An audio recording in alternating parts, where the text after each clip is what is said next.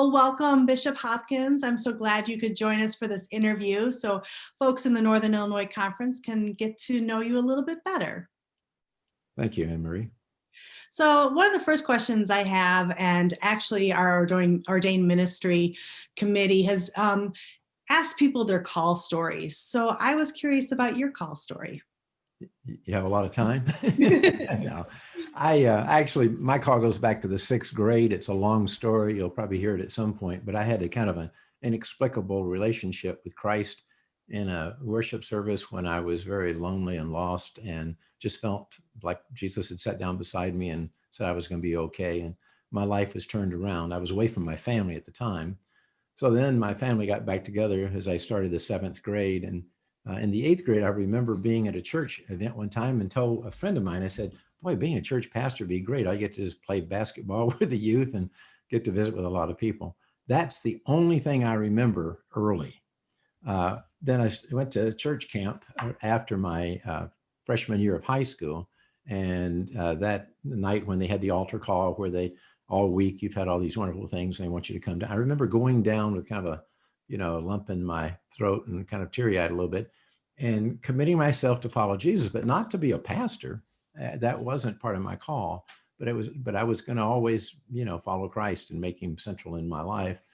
And then went through high school, and I was a very good student. And my wife and I got married right out of high school, and we're very committed to Jesus and the church when we got married. I studied psychology and philosophy in college, did a lot of research for the psych department. And when I got to be a senior, I said, what are you going to do? Go to graduate school in psychology. And I had good grades in college, but I was burned out on psychology because I'd been doing research for professors and realized I'd be doing the same thing. Plus, they didn't seem to have much of a sense of community among the faculty. And I said, I like community in the church. So I really went to seminary on a trial basis. And within, it must have been 2 months, I remember sitting out under a tree saying like, wow, this is like candy. I'm going to be a pastor. Now, to close the story, I thought I would be an academician because I was studying philosophy, psychology, and now I was learning theology. And I said, if there's a way I can help people explain it. And I remember having a class in seminary on the Eucharist where somebody talked about the whole history of the Eucharist. And I remember walking out of that class and saying to myself, John, people much brighter than you have been studying this for centuries, and they can't explain it. What makes you think you can explain it?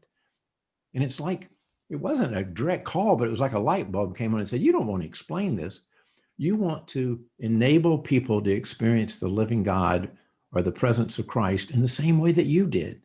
You want to light the candles. You want to pull up the chairs, sing the songs, tell the stories, and let people lean in so that they can have that experience that's basically unexplainable. So my call to ministry really came after I was in seminary, after I'd been married for, 5 years. And I've never turned back. It's been joy ever since. So tell us about the journey after seminary and your first churches that you pastored and how you got into the episcopacy. The bishop in Northern Indiana, which was my home conference because I came out of Fort Wayne, said, come back to Indiana. I said, okay, Bishop. And they sent me to a 2-point charge up near, actually it was a rural suburb of LaPorte, which is a little town near South Bend. Mm-hmm. And they were 2 small churches. So I moved out of this Ivy League, Ivory Tower, Dartmouth community to these 2-point charge. And it was wonderful. We had our first child in Hanover, New Hampshire, and the second one was in South Bend. So in those 2 years, I got to experience that rural ministry. And then I was ordained during that time, and Bishop Leroy Hodap ordained me. Then after that, I told him I was still interested in campus ministry. And so lo and behold, after 2 years, a position opened up at campus ministry, Wesley Foundation director at Ball State University in Muncie, Indiana. Mm-hmm. And so the superintendent said, we don't want you really to do that, but you're interested. So, if they want you, the bishop will appoint you. So I went down, and sure enough, they hired me, and I worked for 7 years at the campus ministry there in Muncie. And again, I just loved 18 to 30-year-olds. But Bishop Jim Armstrong grabbed me and moved me over to the director of connectional ministries. Now it was Council on Ministries then. And after 6 years, Bishop Hodap moved me from North Indiana against my will, moved me to South Indiana. I told him he couldn't do it, and he said, watch me. And so I said, okay, I trust you. So he moved me to South Indiana to the Methodist Temple was the name of the church, but it's the big church right across from the University of Evansville. Again, that campus connection. And so I was there 6 years in South Conference. I was new to South Conference when I was nominated bishop and elected to the episcopacy in 1996. Sent to Minnesota for 8 years, then to East Ohio for 12 years, and retired in 2016.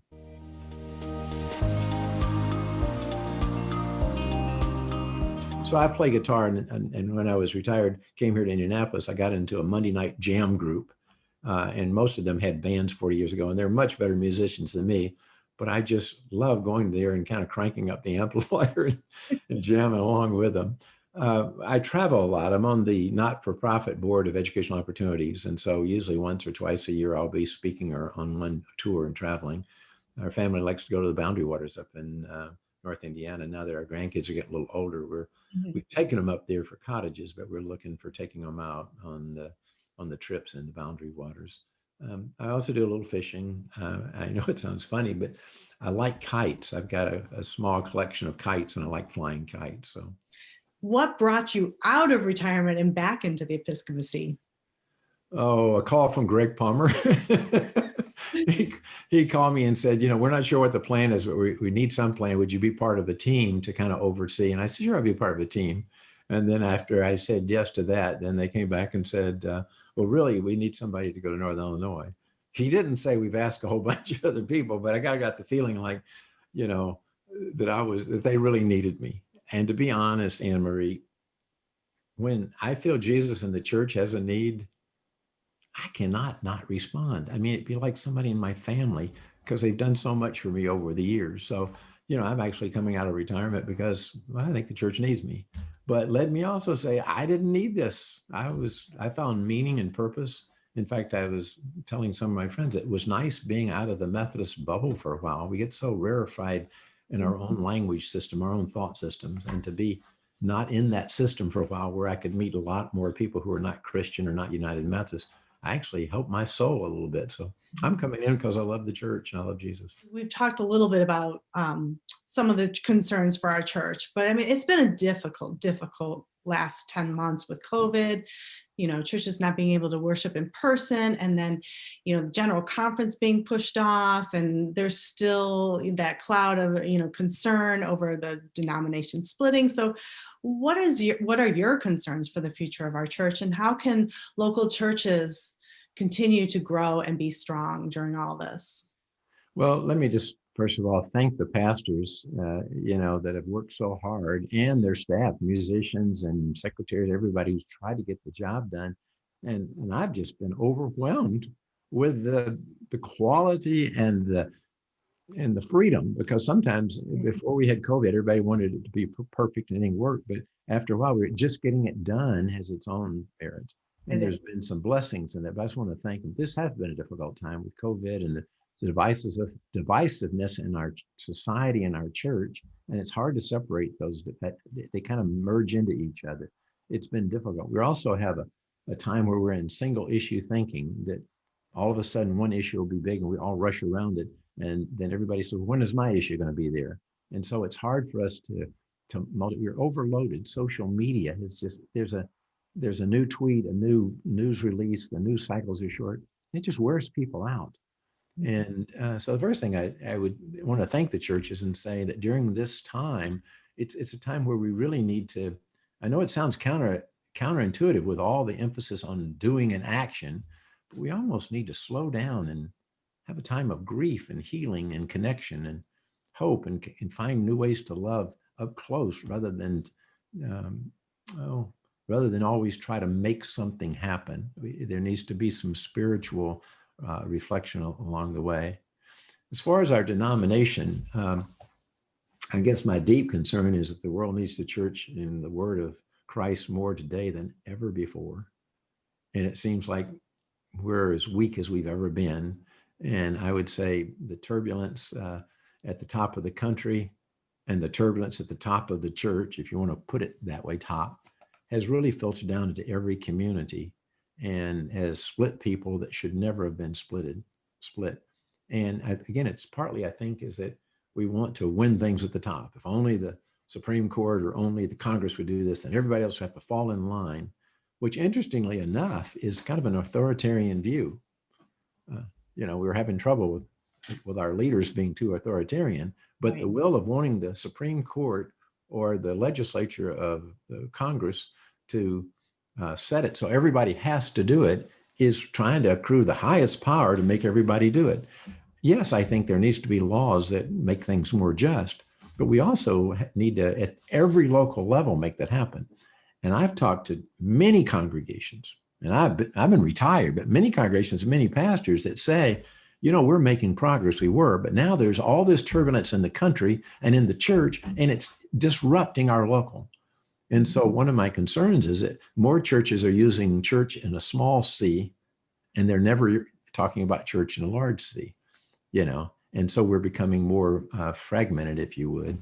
And so I'm concerned about that. I'm not sure about General Conference. I chaired the connectional table for 8 years and was one of the leaders of the call to action. So I know how difficult it is to get anything through General Conference. So I don't think there's only a 50-50 at best chance that General Conference is going to say yes to all the scenarios that I've seen and have it get through the Judicial Council. So we've set ourselves up for, again, a win-lose kind of thing. And I'm one of the rare bishops that I think I was retired at the time, but if I'd have been active, I would have voted against a special session in January of 2019 because it was for a number of reasons, but it created a divisiveness that we're still reeling from. And it was, in a sense, it was self-inflicted. But what really hurts me the most is that the church is at its best at the local level. And we've been criticized over the years of being one of the most segregated places in society. But I would say it may be. On the other hand, it's the only place where the doctor, the plumber, the housewife, the nurse, the teacher, the electrician, the farmer can all get together on a weekly basis and say, how's it with your kid? Now, they don't say, how's it with your soul? But they'll say, is Myrtle recovered from her cancer? Did Joe get his car fixed? And is his son okay after that accident? That's where God is present. And those levels, and to divide that sacred thing up with issues that are in the nation or in the church 3 levels up, just has killed me in terms of where my heart is. I'm not saying that those need to be fixed, but something tells me even if we got wins or lose up there, that it's that local level but as you know, covering many stories, the tensions cut right between families and so forth. So the church needs to find a new witness, and I think we can. But I think it's, I don't want to over spiritualize this, but until we start relying on the love of God and the practices of caring for every person at the table. Definitely. Well, I know you're going to be working remotely from Indianapolis, but you will be coming into the Northern Illinois Conference. Tell us a little bit about your work pattern over and what people can expect from you over the next year. 6 months ago, when they asked me if I was going to work there, I said, well, what about this COVID? Is it going to be over? And I'm one who's a futurist. And I said, I don't think it's going to be over. And they said, we don't think it is either, really. So I knew I was going to have to work on Zoom meetings. And even Bishop Dick, she was saying that's what I've been doing a lot since March, because I want to be isolated. And Chicago was hit real heavily, and that's where the office is. My plan originally was to spend about at least a week to 10 days a month in Chicago. As an interim and Zoom from here. If the COVID ends, then I would probably maybe make 50-50, depends on the plans. In a normal situation, I'd be out, district meetings with clergy and so forth. I'm going to be meeting with clergy with some Zoom meetings and so forth. But I'm hoping that, I think I can get my vaccination here in the next 2 months or something. And then I would probably come more often. As an interim bishop, it's a little different because there will be special events that I would normally attend, and I won't be able to attend some of those. And I have to resist the temptation of jumping in like I'm going to be there for 4 or 8 years, because I don't think I would be helpful to the conference as much. I need to spend more time in kind of targeted work that I do, and some reflection and some feedback loops. So I say, I've been around for others. This is what I've heard. These are some things you might want to look at, and try to have that wholesome conversations. But, we have an annual conference we have to schedule, and we have an ordination of the 2020 ordinands that we have to have, and the consecration, and then we've got, so Arlene is working with me of laying out those. And so I'm looking I'm really praying that some of those open up so we can have in-person meetings where I think it just would bind us together. So I was in Cleveland when Cleveland finally had uh, a basketball team under LeBron James win the championship. I think I mentioned that when I was greeting the conference. Well, I'd love to think I get to be in Northern Illinois when COVID ends and we can come out and celebrate and have an annual conference and visit churches again. But until then, it's going to be hit and miss with Zoom and so forth. We're getting used to that way. All right. So you'll ease right in with that. Would you leave us with one of your favorite scripture verses? I think one of my scripture verses has to do with Matthew 25, about when did you see me hungry and so forth, and sometimes we forget that the gospel is for those that are broken, but it's also for those that are gifted. And I think Matthew 25 was not just shaming those that are gifted, but calling them to partner, and not because of the need, but because the people who are in need are also they're children of God who have gifts that we don't know that they have. So that when, I'm really, I just like that passage because it reminds us that all the talk, all the advocacy, all the evangelism, it doesn't count unless people are called to Christ and are treated with respect, and the gifts that God has given them are used. And so, I'm very sensitive that when we have programs and give to people, we're doing it for our good. And and sometimes we like to give to people who are weaker. There's a whole, how do you do harm when you think you're doing good? And so I really think Matthew 25 is the verse that I lean on a lot. Well, thank you, Bishop Hopkins. I appreciate your time today. And I hope this is a great way for people to get to know you a little bit better. But I'm sure they will have more opportunities as the year goes on. Thank you for your ministry too, Anne Marie. Thank you so much. Thank you.